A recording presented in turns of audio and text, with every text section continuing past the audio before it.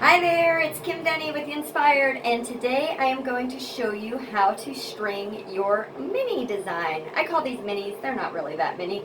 I have 8 different shapes in these 7-inch size plaques, and so real quick I'm just going to show you the basics on how to do it.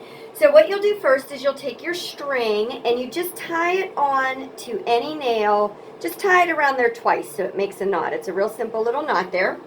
And then just go ahead and go along the outer edges of the nails. Sometimes you might need to go on the inside of the nails so it hangs on, and sometimes you can loop de loop, which means you just loop around the nail so it holds on better, and then you'll go around the outside of the nails. So just depending on how the curves of the shape are going, you'll either want to just go on the outside of the nails or scoop onto the inside. But basically, you're just creating a really simple outline around your shape.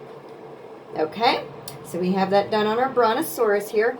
Once your outline is done, what you'll do is pretend like you have a crayon in your hand and you're just scribbling inside the lines. So you'll make some long lines, you'll make some short lines, and you just go in any random direction.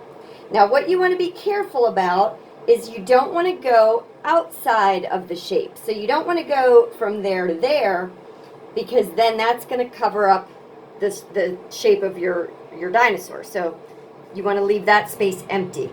So you want to stay inside his legs, you want to stay in the body, come up and go in the neck, and just keep looping around the nails in any direction. Okay? And just keep checking it every once in a while to make sure that you're staying inside the lines. Now once you've done a whole layer, which means that you've hit each nail about one time, and it's okay if you hit some of the nails more than once, or if you skip a nail, that's okay, because you're going to create a couple of different layers. So it doesn't have to be perfect, and you really can't mess this up. So once you've hit each nail about one time, just take your fingers and real gently press down on the strings so it moves it a little bit closer down to the wood. That'll give you room to make your next layer. Now you can either make your next layer with the same color, or if you want to change colors, just go ahead, and I find it easiest if you go back to the nail where you started, loop to loop around that, cut a nice long tail here. It's always easiest to tie your knots if you have a long string, so cut this nice and long, and then you can just tie your first string and this string together to make a knot around that nail. And you can leave these strings hang, you'll end up cutting them off at the end. So then you would just tie on your next color, and we're going to do the same thing all over again. So you're just going to trace the outline of your shape, and then once it's all traced, you'll start doing the random stringing again. Most people like to do about 4 or 5 layers. It's up to you how thick you want your string to be. You can make it look however you want. And take your time, because sometimes the string pops off the nails and it gets a little frustrating. And just remember that anytime you're learning something new, it's a little bit hard. So take your time and just enjoy the process. Okay, so let's pretend we have 4 layers on here, and it's as thick as we'd like it to be. Then we're going to do a little finishing outline just to make it look a little bit like a more finished piece. And all you do there is you take your string and you circle around 2 nails 2 times. And then you circle around the next 2 nails 2 times.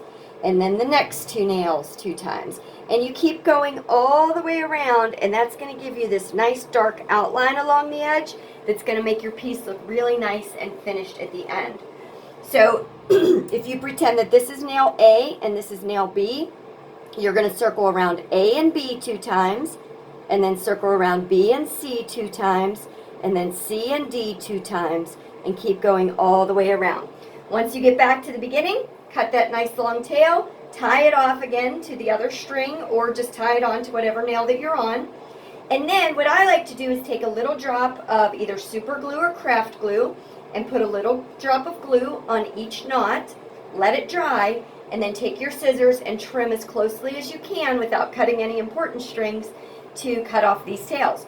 And then you're all done. You can hang up your piece, you can set it on a shelf against the wall. And I always like to tell people, take a Sharpie, a marker, or a pen, and sign and date the back so that you can remember when you made your project. I hope you have lots of fun with it. If you have any questions, feel free to send a message through my Facebook page. That link is in the description of this video. And you can get more mini kits like this or bigger kits of more intricate designs either through my Facebook page or through my Etsy page. Thanks so much. I hope you have a lot of fun. Bye-bye.